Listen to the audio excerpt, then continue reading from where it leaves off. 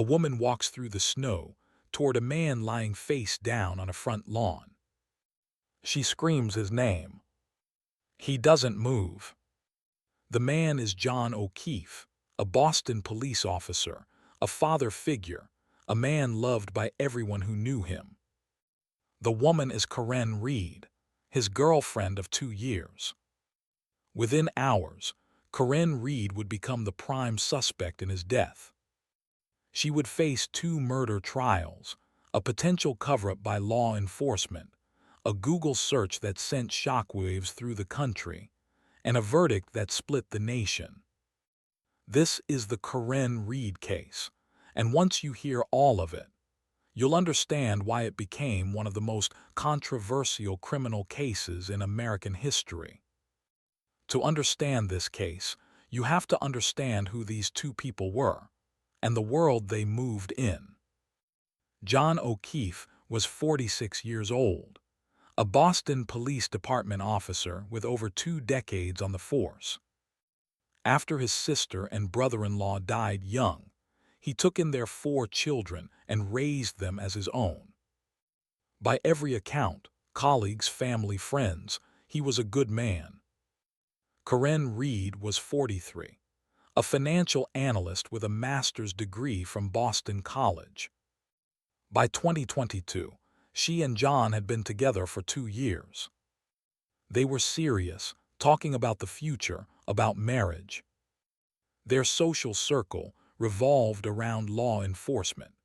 Many of John's closest friends were cops or connected to the Canton and Boston police communities.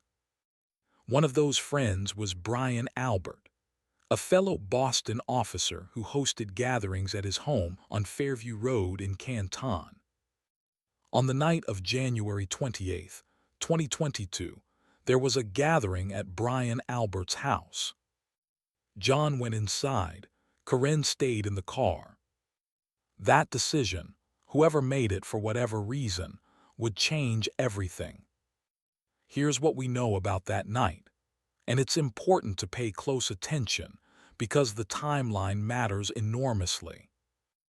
Around 12:30 a.m. on January 29th, Corinne Reed dropped John off at Brian Albert's house on Fairview Road. She did not go inside. She drove home. Hours passed. John didn't come home. Corinne couldn't reach him. At approximately 6 a.m., Corinne drove back to Fairview Road to look for him. She found him lying in the snow on the front lawn, face down, unresponsive. A witness at the scene, a woman named Jen McCabe, one of Brian Albert's close friends, later reported that Corinne was screaming and that Corinne said words that would haunt this entire case. "I hit him, I hit him, I hit him." Emergency services arrived. John O'Keefe was transported to Good Samaritan Medical Center. At 7:59 a.m., he was pronounced dead. The medical examiner determined that John died of blunt force injuries to the head, but crucially, the manner of death was listed as undetermined, not homicide, not accident, undetermined.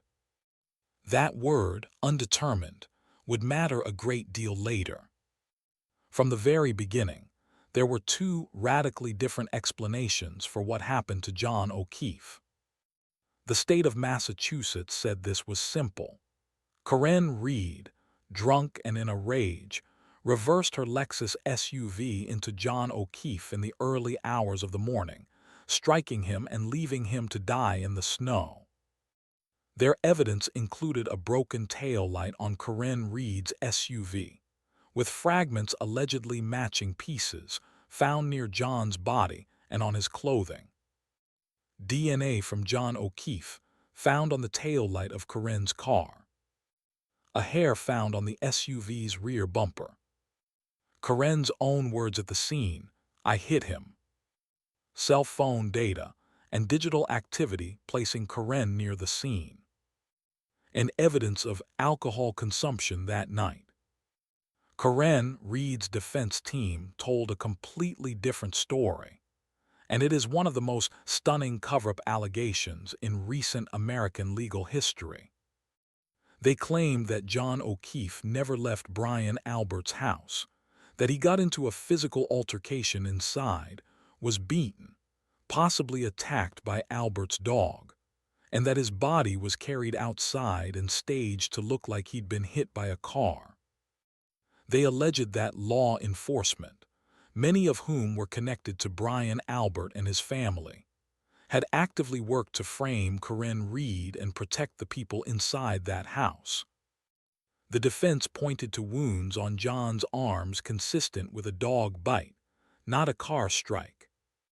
The FBI's own forensic expert, who concluded that the damage to Corinne's car was inconsistent with striking a human body, and serious allegations against the lead investigator, a state trooper named Michael Proctor.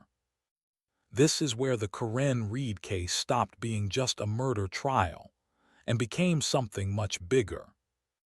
The lead investigator in the case was Massachusetts State Trooper Michael Proctor, and when he took the stand, the testimony that followed was extraordinary.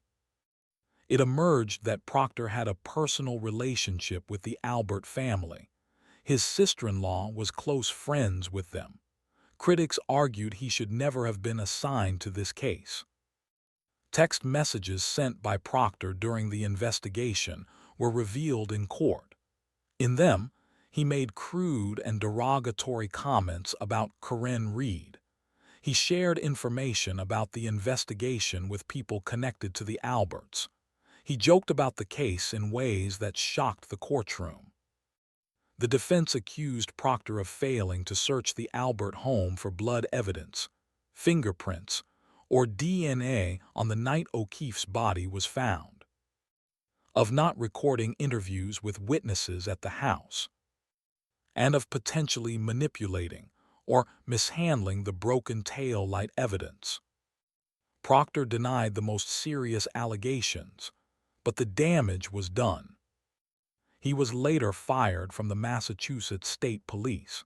His law enforcement certification was suspended, and the fallout from his conduct threatened to unravel up to 19 other murder cases he had worked on. 19 other cases.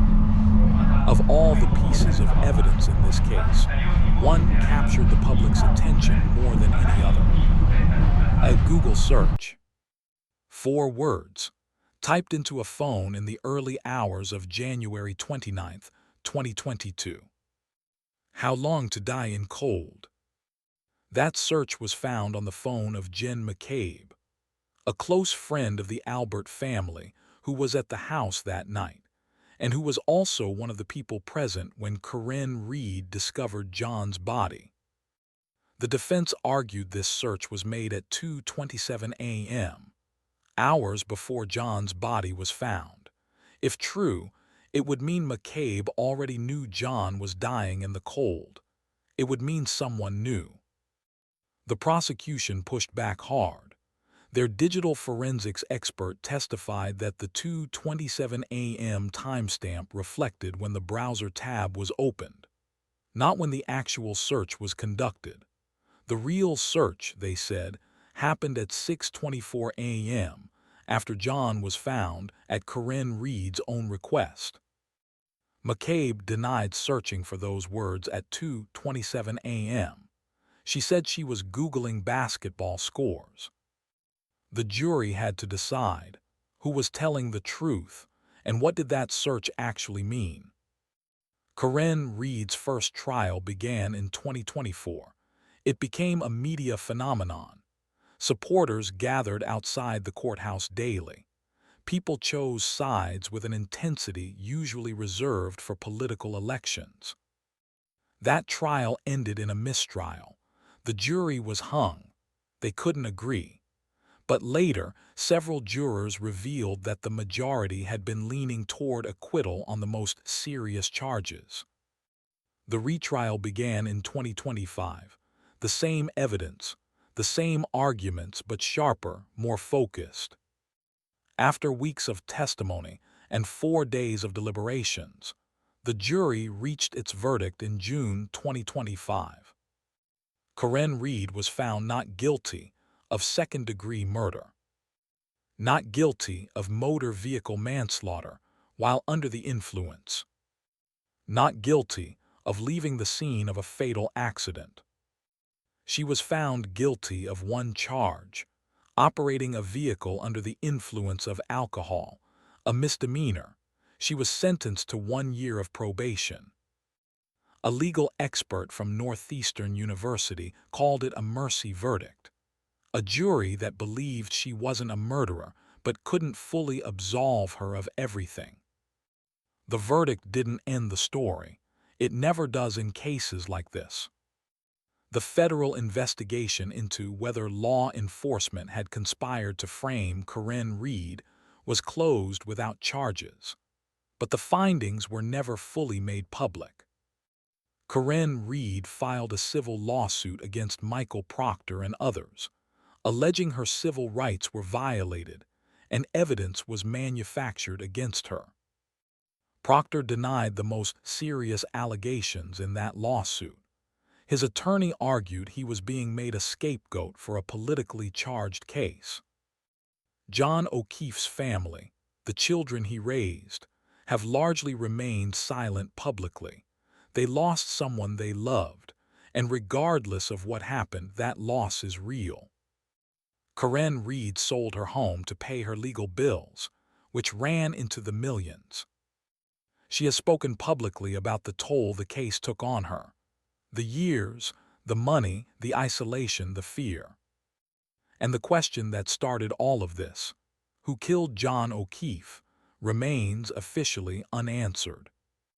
The Corinne Reed case is one of those cases that doesn't leave you, not because of the sensational headlines or the social media battles, but because it forces you to ask a genuinely uncomfortable question.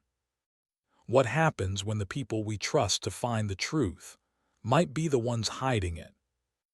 I don't know what happened inside that house on Fairview Road, and honestly, at this point, we may never know.